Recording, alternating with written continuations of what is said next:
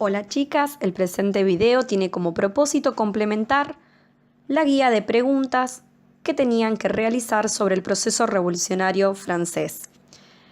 Les pido por favor que tomen nota, que puedan ir revisando sus propias respuestas con el material audiovisual y que el día martes próximo, cuando nos encontremos en el aula, podamos traer las dudas, las ideas que hayan surgido del presente material.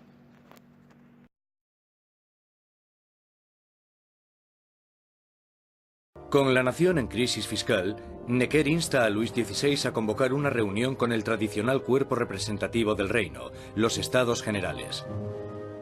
Es la primera vez en 175 años que se reúne a estos representantes.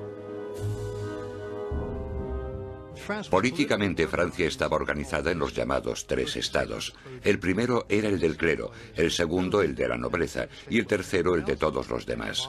Y según los cálculos contemporáneos, los primeros dos estados los formaban el 3% de la población y el tercer estado el 97%. Mucha gente pensaba que era muy injusto que este tercer estado, que era la mayoría de la población, tuviese solo un tercio de los diputados. Consideraban injusto que el Parlamento tuviese tres cámaras y que las dos cámaras, la de la nobleza y la del clero, pudieran siempre anular la votación de la plebe. 4 de mayo de 1789. Un destacado joven abogado y político llega a Versalles. Maximilien Robespierre viene a presentarse ante los Estados Generales como diputado, para ser la voz que pida justicia para la gente que él representa, el tercer estado.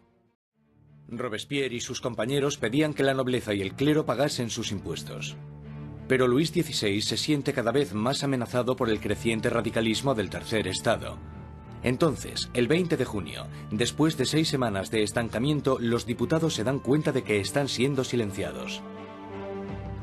El 20 de junio, cuando los diputados llegan a la reunión y encuentran las puertas cerradas, sospechan de un complot. Van a la sala, que era lo que nosotros llamamos la sala de juego de pelota, pero que en realidad era un frontón, se reúnen y juran que no dejarán de reunirse hasta que tengan una nueva constitución. Los diputados deciden constituirse en una nueva Asamblea Nacional y ser los verdaderos representantes del pueblo de Francia.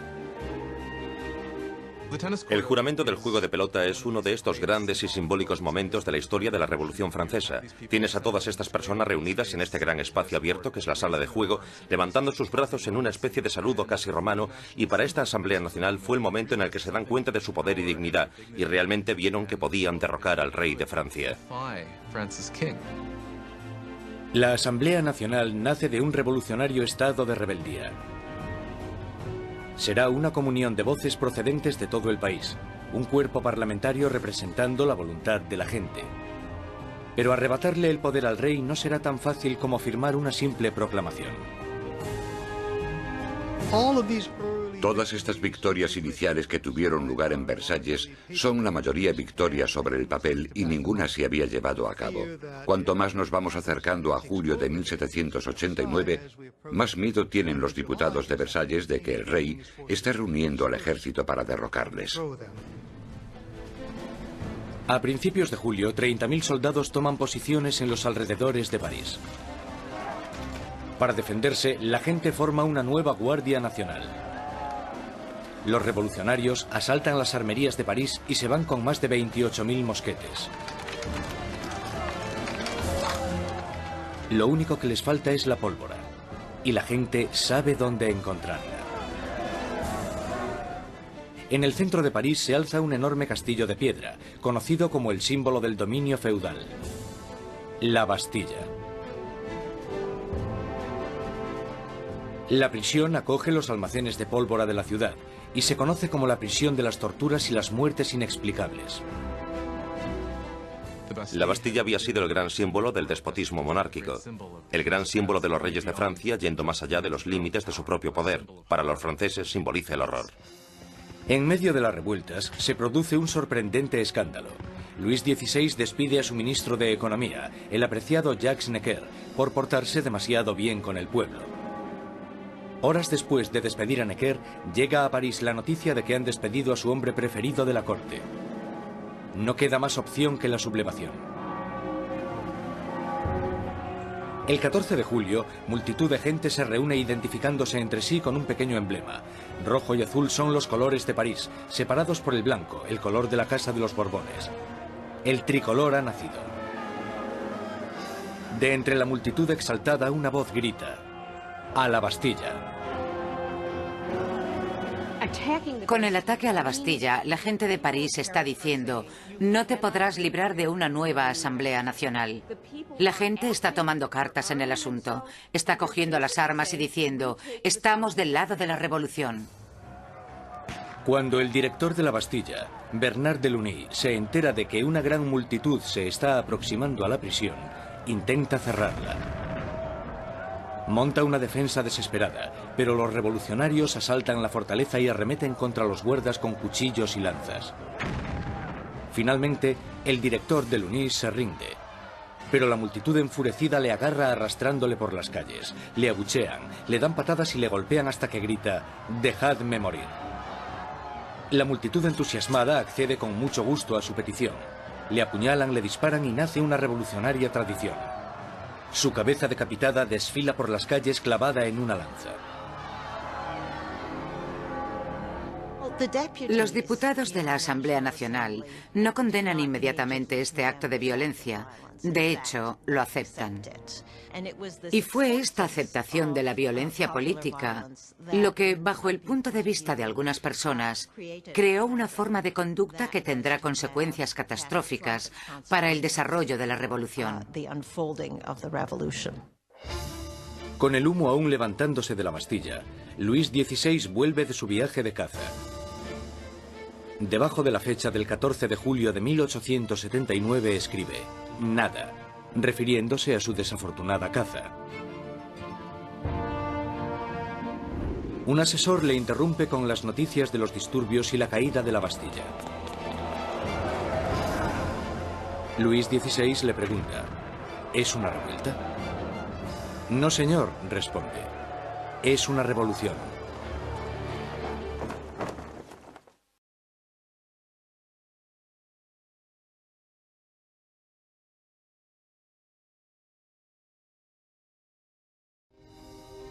La energía en las calles da un nuevo ímpetu a la Asamblea Nacional. En pocos días se escribe una nueva constitución llamada la Declaración de los Derechos del Hombre y del Ciudadano. En este atrevido documento, las arcaicas distinciones de clases son abolidas y todos los hombres son considerados totalmente iguales. La Declaración de los Derechos del Hombre y del Ciudadano era una declaración promulgada por la Asamblea Nacional en la que se decía que la soberanía pertenecía al pueblo, a la nación. No se hace mención alguna al rey en todo este documento. Por tanto, con la presentación del mismo, la propia Asamblea estaba haciéndose con el poder. Con la nueva Asamblea Nacional como portavoz, los ciudadanos de Francia se dispusieron a cambiar toda la estructura de su sociedad. Exigían una monarquía constitucional, unos derechos iguales para todos los hombres y unas leyes razonables en las que basar la justicia. Para que se oyeran más las voces de la revolución, Robespierre exigió la libertad de prensa, que había sido censurada en el antiguo régimen.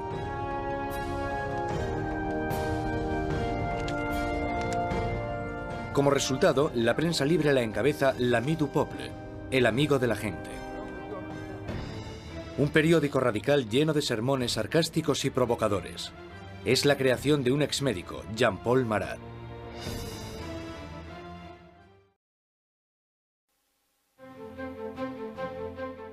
Mayo de 1791.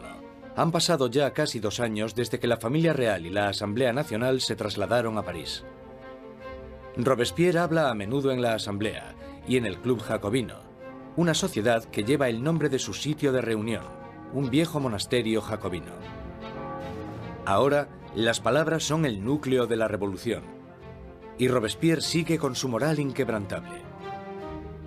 Su verdadero norte es siempre la gente. Pronto le apodarán el incorruptible. Francia es ahora una monarquía constitucional. El rey está obligado a compartir su poder con los revolucionarios en la Asamblea. Pero parece que su ración de poder se va haciendo cada vez más pequeña, y es obligado a firmar ley tras ley, disminuyendo su propio poder y el del otro régimen feudal, la Iglesia Católica.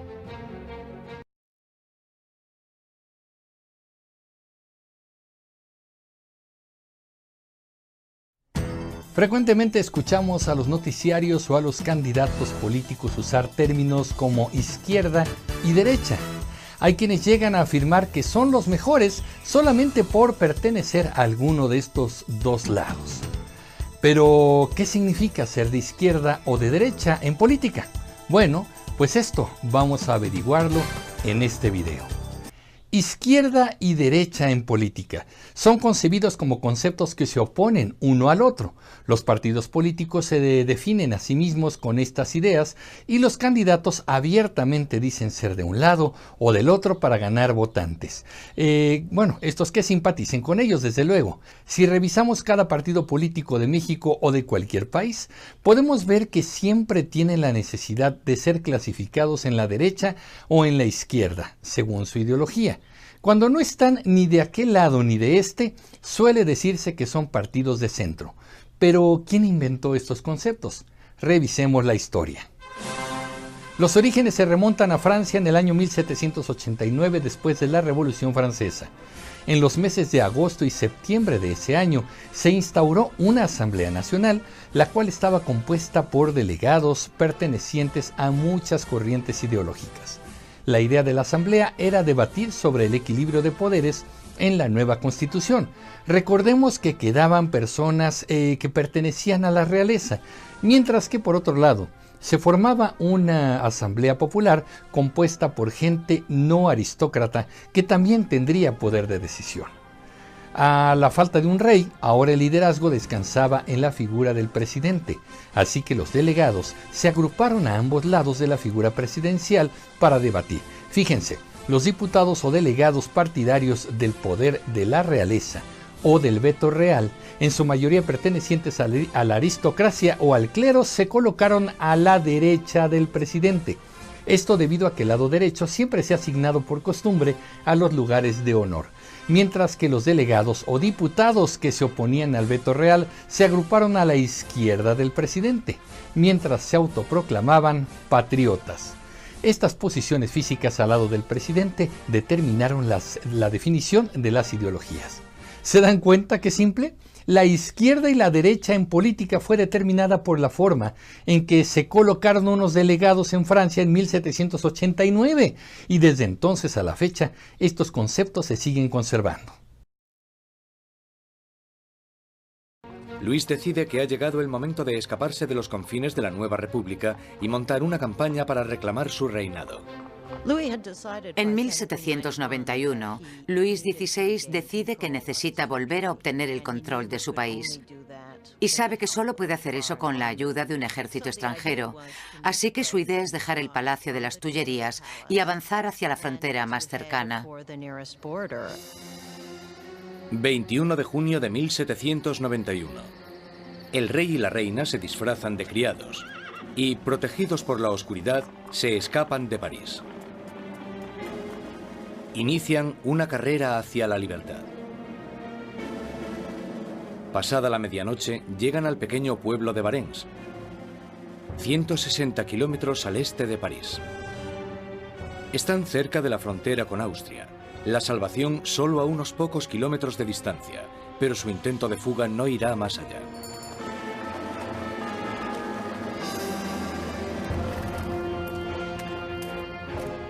Los rumores del viaje de los monarcas les habían precedido.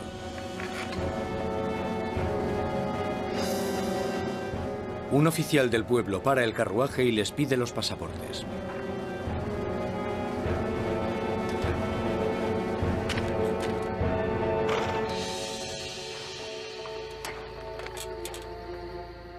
Las sospechas del oficial se confirman.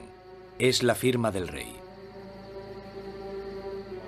El hombre está impresionado, pero los guardias revolucionarios de cerca de allí no se sienten nada intimidados por esto. Él espera todo el tiempo que la gente le reconozca y que se produzca una rebelión a su favor, y para su horror y sorpresa, no se alegran de verle. Ven que está intentando escapar y lo que pasa es que le arrestan y se lo llevan de vuelta. La idea de que el monarca había intentado abandonar a su pueblo era psicológicamente catastrófica. El acontecimiento realmente rompió el lazo que unía a Luis XVI con sus súbditos. Ahora no solo tenían un rey superficial, sino que tenían un rey que obviamente también era un traidor. Con los enemigos oficiales de la familia real en el poder, este pasa de Luis XVI, ahora un rey prisionero, a los revolucionarios de la Asamblea. Bajo el antiguo régimen había toda una colección de truculentos castigos. La decapitación estaba reservada para la nobleza, y algo que la revolución quería desde el principio era que todo el mundo tuviese una muerte igual. Querían simbólicamente que todos pudiesen tener el mismo castigo. A pesar de la oposición de Robespierre, una nueva máquina de matar toma protagonismo en París. El inventor y físico Joseph Ignace Guillotin diseña una nueva máquina de decapitación, convirtiendo la antigua decapitación en una experiencia humanitaria. El doctor Guillotin describe su nuevo aparato a la Asamblea. El mecanismo cae como un rayo. La cabeza sale volando. La sangre se desparrama. El hombre está muerto. El mayor defensor del derramamiento de sangre, el periodista Marat, publica un artículo entusiasta en su periódico anunciando el nuevo nombre del aparato: guillotina. Pronto se conocerá con otro nombre: la cuchilla nacional. La guillotina silenciará a los enemigos internos de la revolución, a cualquiera que sea sospechoso de planear el regreso del rey al trono. Pero son los enemigos de alrededor de Francia los que más preocupan a la Asamblea. Hay un miedo creciente de que los miembros de la familia real que huyeron a Austria inicien una contrarrevolución armada. La Asamblea exige un ataque preventivo, una declaración de guerra a Austria. En abril de 1792, la Asamblea declara la guerra a Austria, el país gobernado por la propia familia de María Antonieta. Surge un sentimiento nacionalista. Si Austria derrota al ejército revolucionario, Luis XVI sin duda reclamará su trono. Y se sospecha que María Antonieta está ayudando al enemigo mediante el envío de cartas a sus familiares en Austria, en las que se les pasa los movimientos de las tropas francesas para que obtengan ventaja. Todo esto mientras el rey y la reina simulan su apoyo a la revolución. Luis XVI y María Antonieta están jugando a dos bandos. Muchas veces simulan estar a favor de la revolución, pero a la vez conspiran contra ella. Están intentando sobrevivir. Se podría entender como que son supervivientes, pero bajo el punto de vista revolucionario, son unos mentirosos.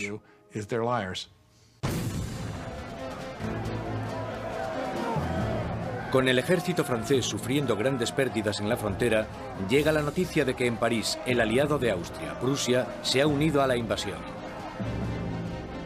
Las tropas están bajo el mando del duque de Brunswick, un general prusiano.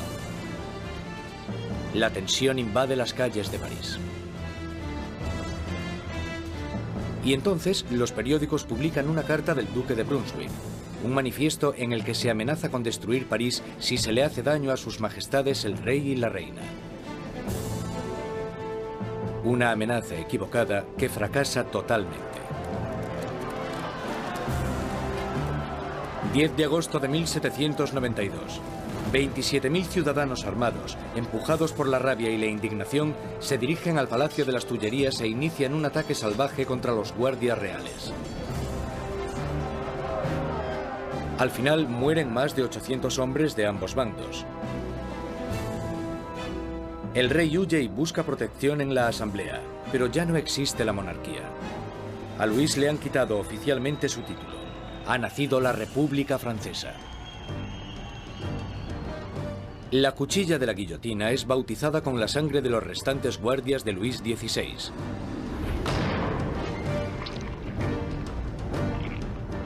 Y Robespierre, en su día un incondicional opositor de la pena de muerte, ha cambiado de opinión. El nacimiento de una nueva república solo puede iniciarse con la muerte de un rey.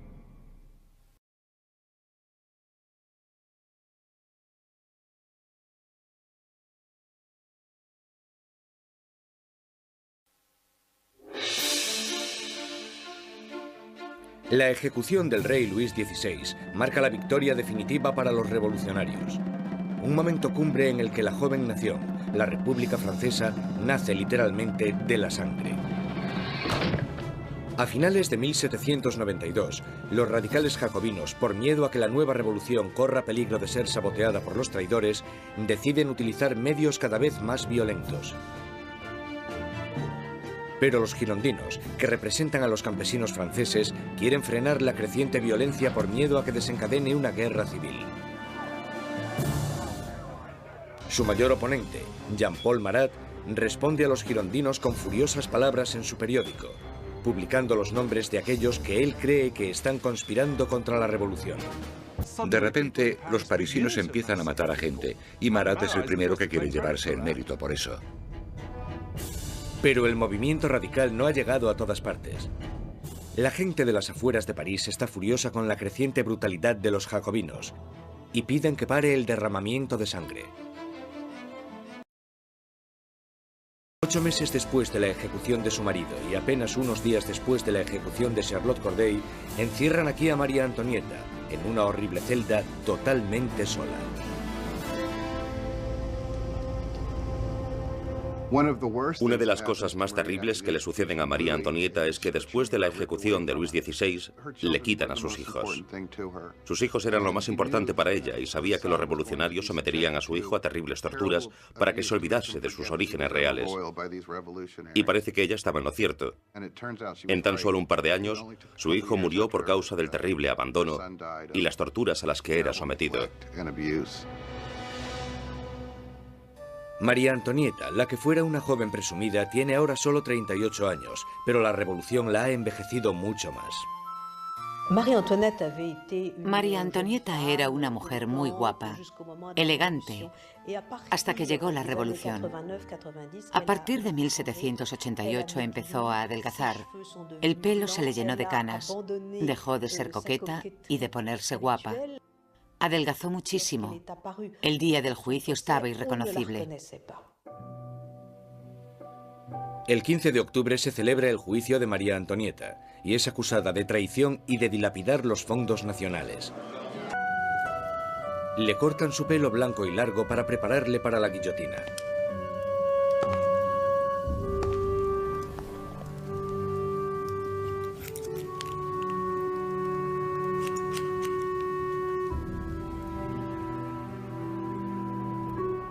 Le atan las manos con firmeza. Mientras es escoltada para salir de la prisión, tiene la esperanza de que llegue un carruaje. En vez de eso, es una carreta, la carreta donde van los criminales comunes. Ella esperaba que cuando la llevasen al patíbulo recibiría el mismo tratamiento que recibió el rey, lo que suponía subir en un carruaje cerrado para que la multitud no pudiese llegar hasta ella. Pero la pusieron en una carreta abierta y la gente le gritaba todo tipo de cosas, cosas horribles, terribles amenazas. Apenas la sombra de la soberana que fue, María Antonieta mantiene su dignidad de reina mientras desfila por las calles de París.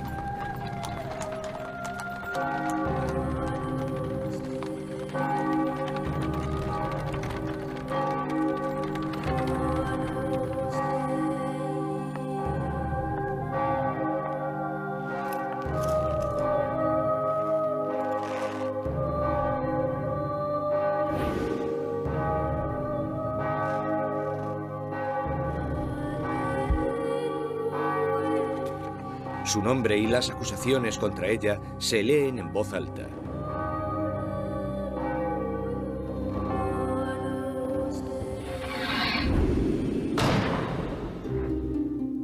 La última reina de Francia ha muerto. Varios días después, tras incontables ejecuciones, un miembro de la Convención Nacional comenta lo absurdas que son estas masacres, y sus aliados, uno detrás de otro, son guillotinados. Él dijo, la revolución es como Saturno, devora a sus propios hijos. Danton le contesta, las revoluciones, amigo mío, no son un camino de rosas. El derramamiento de sangre solo acaba de empezar.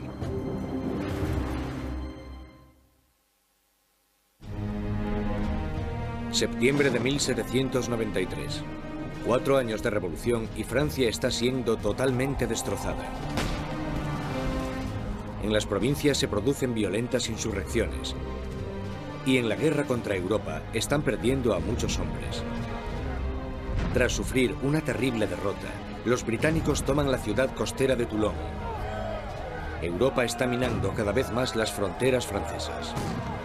Francia es el país más grande y más poblado de Europa Occidental y tiene un gran poder militar.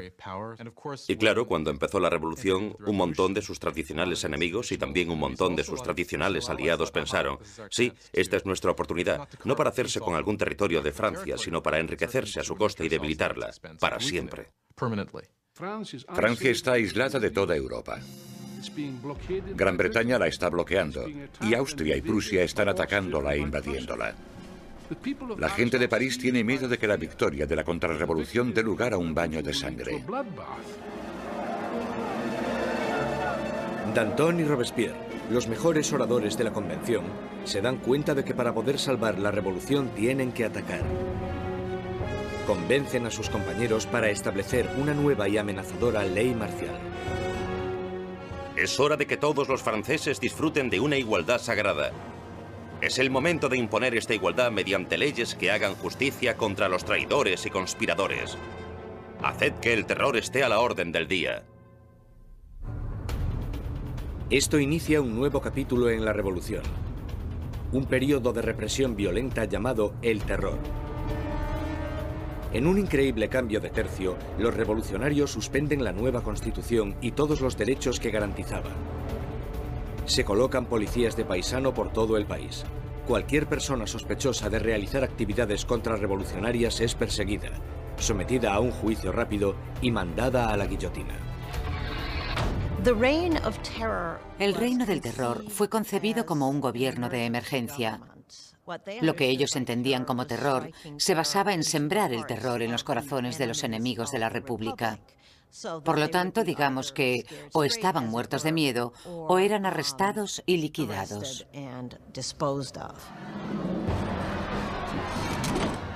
La más mínima sospecha podía mandar a cualquiera al patíbulo. Políticos que hablasen bien de la difunta monarquía, cualquiera que utilizase el antiguo monsieur o madame en vez del nuevo vocablo, ciudadanos. El miedo llena el aire. Los vecinos denuncian a sus vecinos. El incesante movimiento de las carretas de la muerte resuena en todas las calles de París. La gente está totalmente pendiente de las ejecuciones. Saben que en París hay policías de paisano, bastantes policías de paisano por todas partes, de pie en la cola del pan, escuchando lo que las mujeres dicen y arrestándolas si no les gusta lo que oyen. Podían arrestarte por quejarte por lo caro que estaba el pan. Podían arrestarte incluso por no estar demasiado contenta con el curso que tomaban las cosas y con el éxito de la revolución, así que en realidad casi todo lo que comentaras podía traerte problemas. La Asamblea constituye un tribunal revolucionario, acelerando los juicios y las ejecuciones con una eficacia implacable. Para consolidar el poder, forman un consejo de 12 hombres y lo denominan el Comité de Seguridad Pública. A la larga, el poder tuvo que ser delegado en un grupo más pequeño, que se convirtió en el Comité de la Seguridad Pública. Al final eran 12 personas que gobernaban Francia como una dictadura colectiva. Por sus discursos magistrales y su visión revolucionaria, Robespierre enseguida se convierte en el portavoz del comité. Y su voz está pidiendo que se derrame más sangre. La revolución había vuelto implacable a Robespierre. El que fuera un apasionado defensor de la libertad de prensa, ahora restituye la censura, vestigio del antiguo régimen. La iglesia ya está siendo atacada y él se queda de brazos cruzados mientras uno de los revolucionarios más radicales, Jacques-René Hebert, hace una nueva propuesta: la descristianización. En plena crisis de la guerra y en plena rebelión interna, la gente empieza a decir que la culpa de todo la tienen los curas, la religión. Y que lo que tenemos que hacer, si queremos salvarnos de los enemigos de la revolución, es destrozar el poder de la Iglesia Católica. La superstición, el fanatismo, eso es de lo que trata la religión y por tanto lo que tenemos que hacer es erradicar todo eso. Ni siquiera salvaron el calendario cristiano. Los años ya no son numerados a partir del nacimiento de Cristo, sino a partir de septiembre de 1792, el año del derrocamiento de la monarquía. Ahora es el año 1. A los meses se les da un nuevo nombre según las estaciones. Julio se convierte en Termidor, abril en Floreal. Los meses duran 3 semanas, cada una de 10 días de duración. El calendario revolucionario seguramente fue diseñado como una especie de arma contra el cristianismo, contra la creencia cristiana. Por supuesto, al tener una semana de 10 días, la gente ya no sabría cuándo era domingo. Eso era lo que esperaban. El terror se extiende por toda Francia. Se condenan las insurrecciones con una sanguinaria e implacable crueldad. Pero los ejércitos franceses están finalmente obteniendo victorias en la frontera. Bajo el mando de un magnífico joven comandante llamado Napoleón Bonaparte, el ejército francés obliga a la Marina británica a realizar una humillante retirada en Toulon. La revolución está en su punto álgido. Robespierre está en su momento de más poder. Ha acabado con los enemigos de la revolución y ha asegurado su éxito sembrando el terror. Durante un tiempo, el terror fue un mecanismo muy efectivo para conseguir la unión del país, la unión del gobierno, y para luchar en lo que fue, después de todo, una guerra en varios frentes, en el frente este, en el frente norte, contra enemigos externos. Una guerra civil en la zona de la Vendée, que fue la más sangrienta de todas, y también una guerra civil contra los girondinos y otros revolucionarios en contra del gobierno. El terror había alcanzado sus objetivos, pero no se para ahí, y no parará hasta que destruya al hombre que lo sembró. Maximilien Robespierre.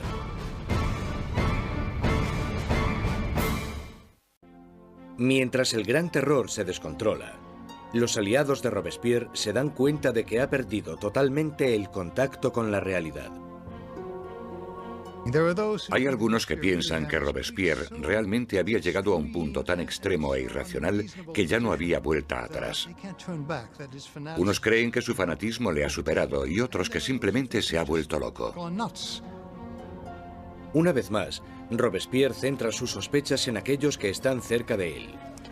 El 27 de junio, ahora el 9 de Termidor, aparece en la convención y da un discurso lleno de amenazas. Será el último discurso que dará. Robespierre comete un error. Anuncia que tiene una nueva lista de enemigos de la República, pero no quiere darla. Todo el mundo teme estar en ella. Y cuando al día siguiente decide hacerla pública, le arrestan antes de hablar. Un improvisado coro de voces grita a Robespierre. Él les mira en silencio. Los diputados le acusan de rebeldía e inmediatamente le retiran de la convención. Robespierre y varios de sus aliados son llevados al ayuntamiento, donde permanecen vigilados durante la noche. Por la mañana temprano se oyen disparos y los guardias corren al segundo piso. Abren las puertas y se encuentran con una escena espeluznante. Uno de los aliados de Robespierre se ha tirado por una ventana. Otro se ha pegado un tiro en la cabeza. Y a Robespierre lo encuentran semi-inconsciente, con una herida de bala en la cara y la mandíbula destrozada por un supuesto intento de suicidio.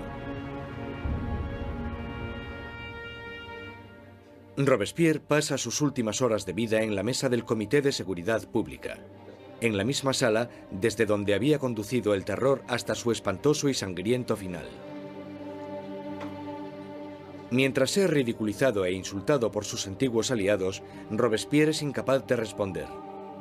El gran maestro de la oratoria ha sido acallado.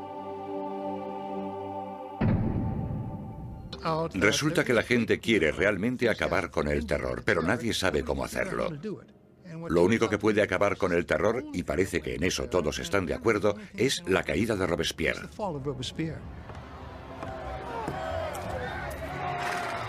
El 27 de julio de 1794, la guillotina acaba con el incorruptible. Y la última sangre del terror es derramada. El terror muere con Robespierre, pero la revolución no. Los derechos del hombre, la democracia, la nueva república. Los logros de la revolución sobrevivirán más que cualquiera de los propios revolucionarios. Francia entrará en un periodo de incertidumbre, paralizada por el miedo a otro terror, o incluso algo peor, la vuelta a la pasada monarquía opresiva. Pasarán 5 años de estancamiento, hasta que, una vez más, el poder se consolide en manos de un único hombre, Napoleón Bonaparte. Los historiadores no se ponen de acuerdo sobre cuándo terminó la revolución. Algunos creen que terminó con la subida al poder de Napoleón. Otros mantienen que la revolución continuó hasta el siglo XIX e incluso más allá. La Revolución Francesa es un momento en el que la gente toma por primera vez las riendas de su propio destino. La idea de que los súbditos de la monarquía más antigua, más prestigiosa y más poderosa de Europa pudiesen reescribir su historia fue algo que tuvo una resonancia increíble. La revolución destruyó la antigua Europa feudal y cambió para siempre el curso de la civilización occidental.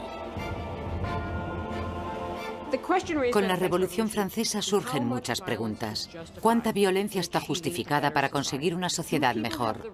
¿Tiene la gente derecho a acabar con lo que consideran un sistema injusto para reemplazarlo por lo que están convencidos en sus corazones de que es un sistema más justo? ¿Cuánta violencia está justificada para poder llevarlo a cabo? Aún hoy en día nos preguntamos todo esto.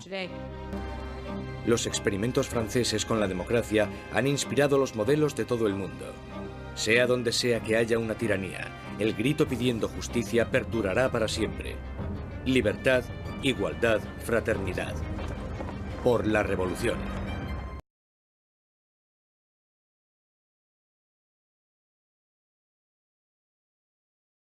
En este contexto surge la mayor figura de la época, Napoleón Bonaparte. Hijo de la Revolución, Napoleón se adhiere a ella influido por la lectura de los filósofos racionalistas. Muy pronto, en 1793, es ascendido a general, el más joven del ejército revolucionario. Sus triunfos en las campañas de Italia entre 1796 y 1797 y la de Egipto en los 2 años siguientes le encumbraron cuando aún no había cumplido los 30 años. Su mayor mérito consistió en reorganizar y disciplinar a un ejército mal dotado, aportándole la coherencia y la rapidez de acción necesarias para llevar siempre la iniciativa, así como saber cómo y cuándo tenía que actuar en el campo de batalla. Pero el salto definitivo en la vida de Napoleón se produjo en 1799. Ese año, la Francia revolucionaria se ve acosada por la Segunda Coalición, integrada por Austria, Rusia y Nápoles, Portugal y Gran Bretaña. Napoleón deja a su ejército en Egipto y se desplaza a Francia para establecer una dictadura militar. En 1800 derrota al ejército austriaco en Marengo y Hohenlinden. Sus victorias le dan el control sobre buena parte de la península italiana. En la cumbre de su poder, Napoleón se hace coronar emperador en 1804. Procedió entonces a reorganizar la administración, simplificó el sistema judicial y sometió a todas las escuelas a un control centralizado. La legislación civil francesa quedó tipificada en el Código de Napoleón y en otros 6 códigos que garantizaban los derechos y libertades conquistados durante el periodo revolucionario, incluida la igualdad ante la ley y la libertad de culto. En 1805 comienza la Tercera Guerra de Coalición.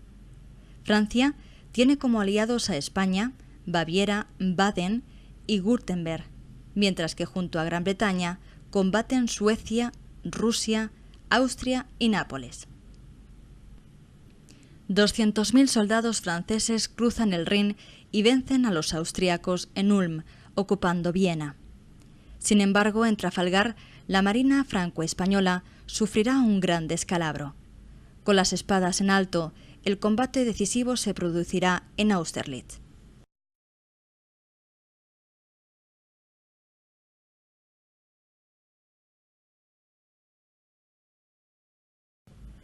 La batalla de Austerlitz marcó la cumbre del genio táctico de Napoleón. En 1806 conquistó el reino de Nápoles y nombró rey a su hermano mayor, José. Posteriormente desintegró las antiguas Provincias Unidas, hoy Países Bajos, y fundó el reino de Holanda, al frente del cual situó a su hermano Luis.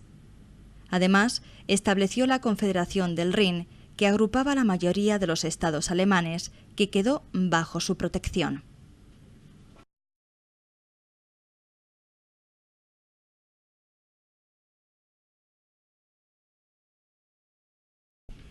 En 1806, Prusia y Rusia forjaron una nueva alianza contra Francia e iniciaron el ataque. En respuesta, Napoleón aniquiló al ejército prusiano en Jena y Austerlitz. Contra Gran Bretaña, Napoleón impuso un bloqueo marítimo que pretendía asfixiarla económicamente. Con la excusa de invadir Portugal, las tropas francesas penetran en España y en 1808 Napoleón nombra rey a su hermano José tras lograr la abdicación de Fernando VII. La resistencia española al invasor, con ayuda de Gran Bretaña, enciende la Guerra de Independencia, con episodios como el sitio de Zaragoza o la derrota francesa en Bailén. En 1812 se produce la decisiva batalla de Arapiles.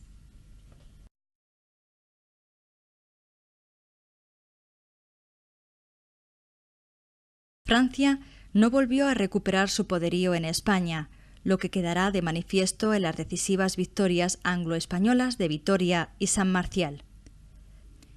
Al mismo tiempo que se estaba luchando en España, contra Francia se formó una nueva coalición integrada por Gran Bretaña y Austria. Bonaparte logró vencer a los austriacos en Wagram en 1809, convirtiendo los territorios conquistados en las provincias ilirias, además de anexionar los estados pontificios. El imperio alcanzó su máxima amplitud en 1810 con la incorporación de Bremen, Lübeck y otros territorios del norte de Alemania, así como el Reino de Holanda. Aunque muy pronto habría de cambiar todo.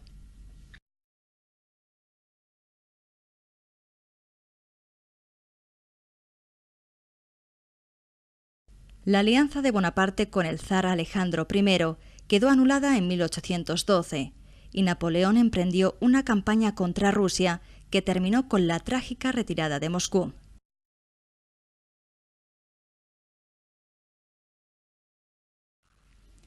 La cruda derrota sufrida por los ejércitos napoleónicos en las estepas rusas en 1814 provocó la abdicación del otrora dueño de la Europa occidental y su confinamiento en la isla de Elba.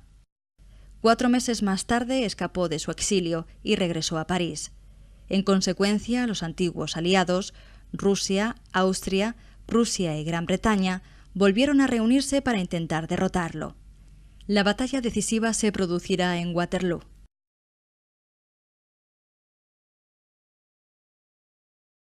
El fracaso de Waterloo significó el ocaso del imperio napoleónico. Bonaparte fue recluido en la remota Santa Helena, una isla en el sur del Océano Atlántico. El otrora todopoderoso emperador falleció, tal vez envenenado, el 5 de mayo de 1821.